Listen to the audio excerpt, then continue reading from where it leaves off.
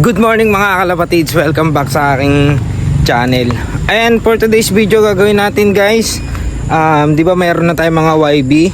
So ang gagawin ko sa kanila, i-introduce natin sa kanila kung paano sila papasok doon sa trapdoor. So eto, sisimulan na natin yung training sa kanila habang bata pa sila, 1 month and 2 months tong mga YB natin. Ito pakita ko sa inyo. Pinasok ko na sila sa aviary. Ayan sila. So apat sila. Yung isa, may isa pa eh. Ito. Kaso hindi pa naglilipad to mga kalapatid. So ito, mabilisan lang tong video na to. I-introduce ko lang sa kanila yung pagpasok doon sa ating double trapdoor. Pakita ko sa inyo. Let's go. Mga kalapatids, galing sila sa aviary, tapos papasok sila dito sa double trapdoor natin na to, and then kailangan pumasok sila doon. So i-introduce natin sa kanila yon. Tapos ang gagawin nating hobby nila, kailangan dapat paglagay ko ng patuka doon, papasok sila. So yun yung magiging system. Pero ito sample muna. Ando sila sa aviary, testing na natin kasi kanina napapasok ko na sila isang beses. Ito, ini-stick ko sila. Ngayon, ang gagawin natin, kailangan mindset nila. Pag naglagay ako ng patuka doon, ibig sabihin, kailangan na nilang pumasok doon. So, yun yung gagawin natin mga kalapatid sa etong unang araw na titrainingin natin tong mga YB natin. No? Let's go!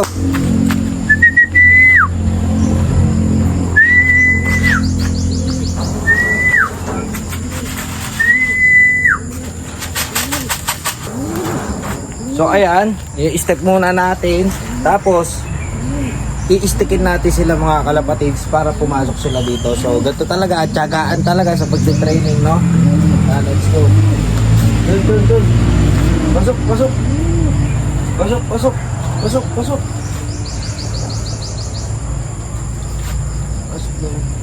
Ito talaga ang sa mga pasaway. Hindi ka, huwag ka dyan humarap. Pasok.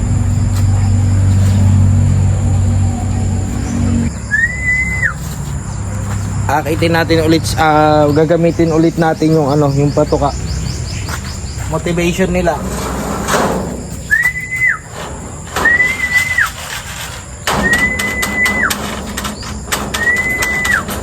Ayun, may isa na. Bumaba yung isa.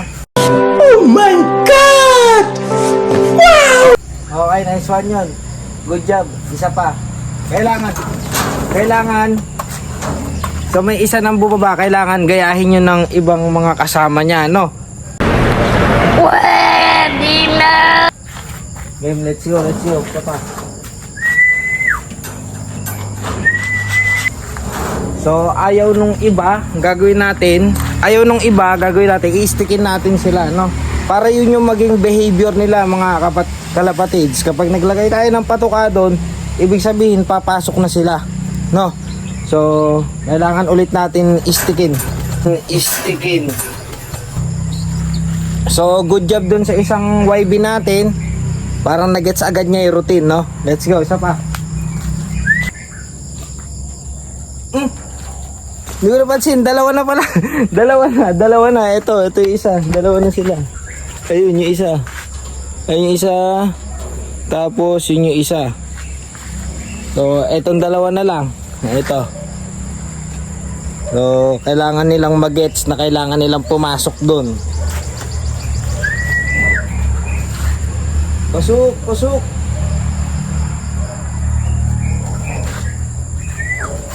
Dun.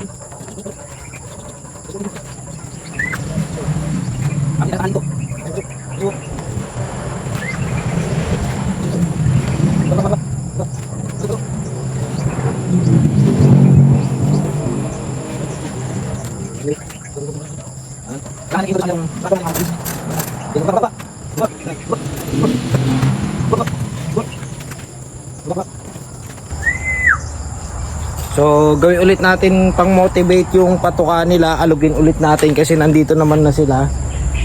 Babalik pa to.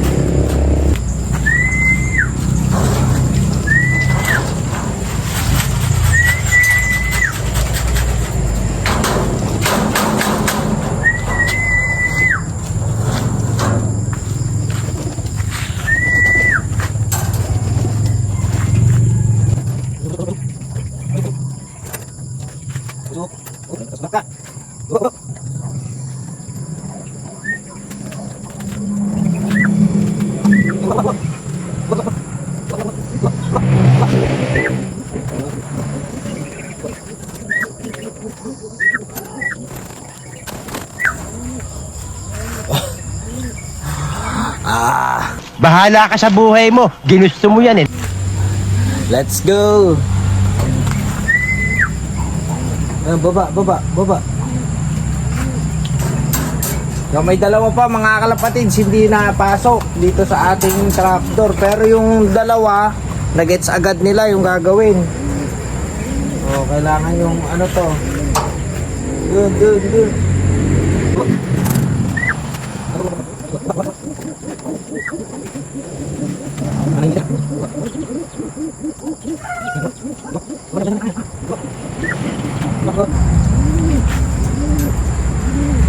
Dun.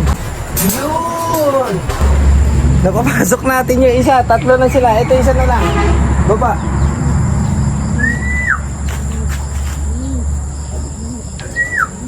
Baba. Baba dyan. Baba.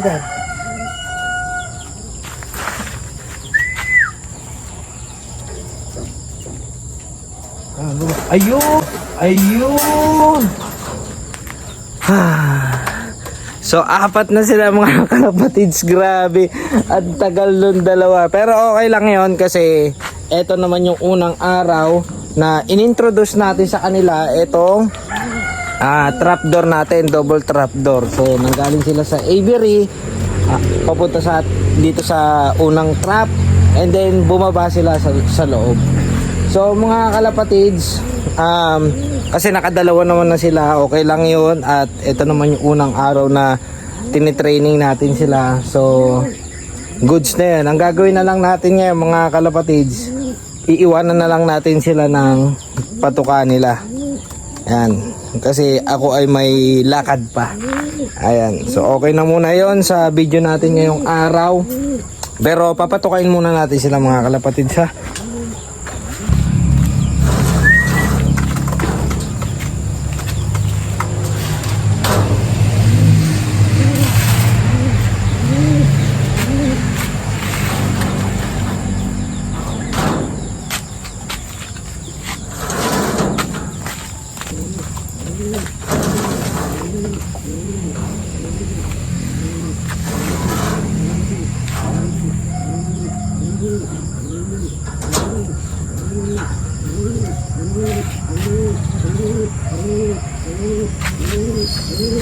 So ayun mga kalapatids, na patukan na natin itong mga young bird natin. Bigyan din natin sa itong mga breeders natin, no? Baka gutom na itong mga to. Yung isa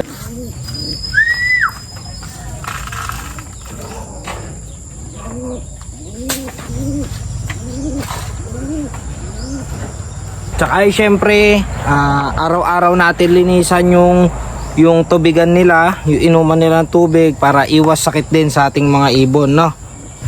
Dito ko natatapusin yung video natin ngayon. Unang araw ng mga young bird natin na i-introduce sa kanila yung ating double trapdoor. So galing sila sa aviary, punta sila sa double trapdoor. Pagtapos para pag ang purpose noon mga kalapatids, para pag naglagay tayo ng patuka doon sa kanilang loop, ibig sabihin kailangan na nilang pumasok dito, sila manggagaling. So yun yung training muna natin sa kanila mga kalapatids, no? So yun lang.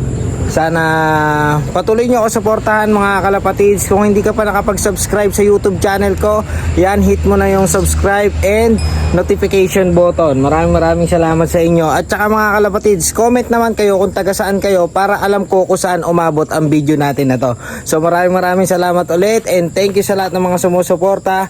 God bless everyone and happy flying. No bird was harmed during this video. This video is for educational purposes only. Ayan. Let's go!